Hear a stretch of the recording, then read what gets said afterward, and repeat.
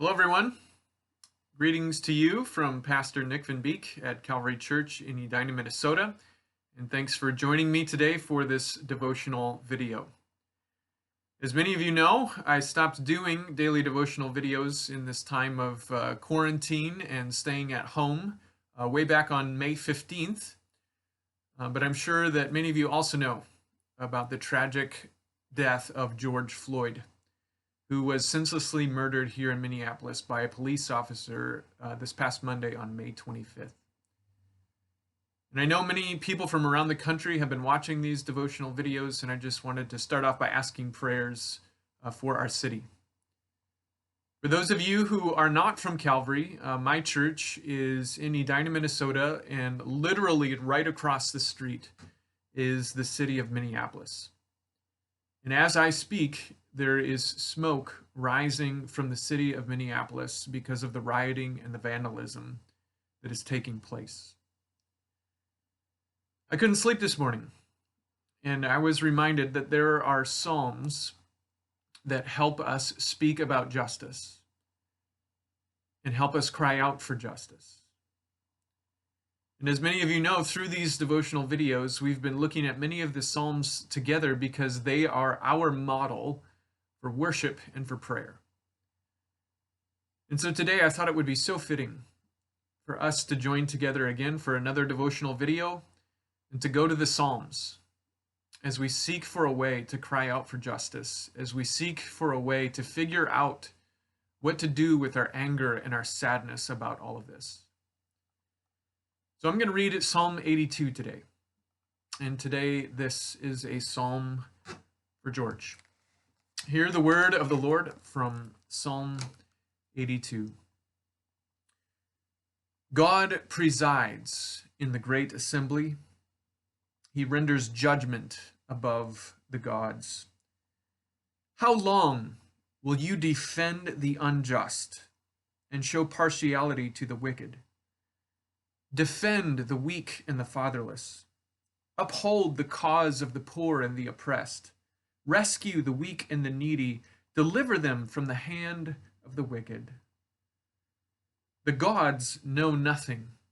They understand nothing. They walk about in darkness. All the foundations of the earth are shaken. I said, you are quote unquote gods. You are all sons of the Most High. But you will die like mere mortals. You will fall like every other ruler. Therefore, rise up, O God, judge the earth, for all the nations are your inheritance.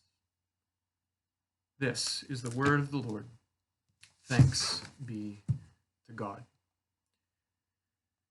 In Psalm 82, we learn a number of things. First, we get a glimpse into the heart and the character of God.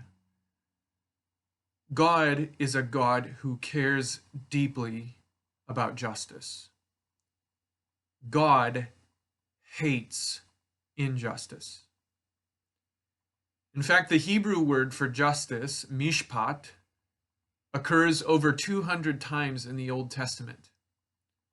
And so justice, we need to affirm today, is a huge part of the biblical message and the story of redemption. And unfortunately, I think many Christians miss where justice fits in our worldview. And so they leave it out altogether. Why does God care about justice? Why does it matter? What's the big deal? What about the message of the cross for sinners? Isn't that a bigger deal? For many people, the word justice simply means punishing someone for what they have done wrong. Usually when we think of justice, we think of courtrooms. We think of getting people arrested for what they have done wrong. We think of judges and lawyers and juries and gavels and verdicts. But justice, as we see in Psalm 82, is much, much more than this. It's much more profound. Psalm 82 reminds us that God cares not only about saving sinners, He cares about making right what is wrong. He cares about restoring what is broken. He cares about defending those who are vulnerable. He wants to see the oppressed given freedom. He wants to see the weak and the needy rescued. He wants to see the hungry fed. He wants to see captives released. He wants to mend the brokenhearted. And so obviously, as God's people, we should care about these things. And what I love about Psalm 82 and the Psalms in general is that they show us how to deal with our anger and how to deal with our sadness about these things. The late Eugene Peterson once said that the Psalms teach us how to cuss without cussing.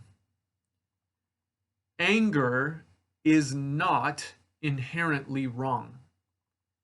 In fact, if you are not angry about what has happened with George Floyd and the repeated injustices that we have in our country and in our culture, you're not paying attention, and you're missing a big part of God's heart. Now, justice is not the gospel itself. And it's a mistake to equate justice with the gospel. But make no mistake, justice is part of the gospel story and part of the story of redemption, and it is a big part of God's heart. But again and again and again, the Bible says, in your anger, do not sin.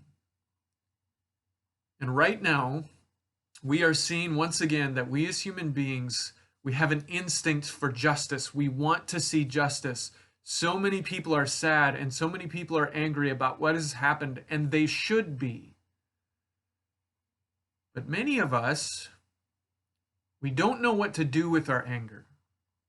We don't know what to do with our sadness when we see and experience injustice, which is why right now, people are rioting and looting and burning their own city. Meanwhile, at the same time, there are so many people who do not care, who do not get angry or sad about what is happening.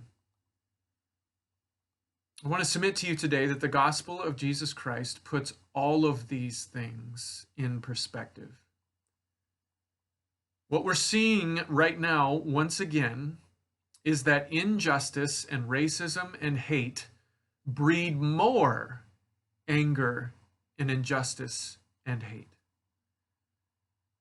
Which begs the question for us today, how and when is all of this going to end? Is there ever truly going to be justice? The gospel of Jesus Christ answers both of these questions and gives us what we need to cope in the meantime. Because on the cross, Jesus shows us how to end the sinful cycle of hatred and injustice with love, with forgiveness, mercy, and self-sacrifice. Jesus hung on the cross unjustly, and yet he cried out to God the Father, "Father, forgive them." Jesus takes on the justice for sin that should have fallen on you and me, and in so doing, he models for us what to do about injustice. I think we all know that the answer to injustice is not rioting and looting. And as a preacher of the gospel, I believe the world needs gospel people who respond to injustice with love, with forgiveness and good news, crying out in anger for justice. Now, I think we all know that there are so many things that happen in our world that will never truly be put right. George Floyd's family will never truly experience justice in this life, and that should make us angry. But the words of Psalm 82 and the message of the gospel, because of Jesus' victory over sin and death, and because of God's character and who he is, gives you and me the hope and the assurance that the judge of the heavens and the earth will do right. that if not in this life, then in the next, God will bring justice for every ounce of injustice. He will restore and renew, and he will make all things right and new. If human beings do not have this hope and this peace, it's easy to lose hope. It's easy to riot and to loot and to burn, to do wrong with our anger. It's also easy to bury our head in the sand. But the gospel of Jesus shows us what to do with our anger, to seek justice, to cry out for what is right, to get angry about all of the wrongs, but at the same time to respond with love, with forgiveness, with mercy and compassion. People of God, make no mistake, God hates injustice. God hates what has happened to George Floyd. He hates the rioting and the looting that is going on right now. And he wants his people to respond with the good news of the gospel and hope in who he is. I invite you all to right now pray for the city of Minneapolis. Pray for the family and friends of George Floyd.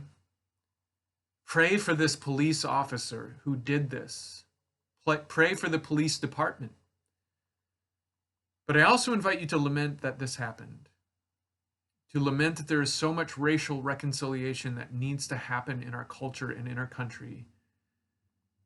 And also pray, verse 8, for God to rise up, for the judge of the heavens and the earth to rise up and to bring justice. People of God, may the Lord be with you.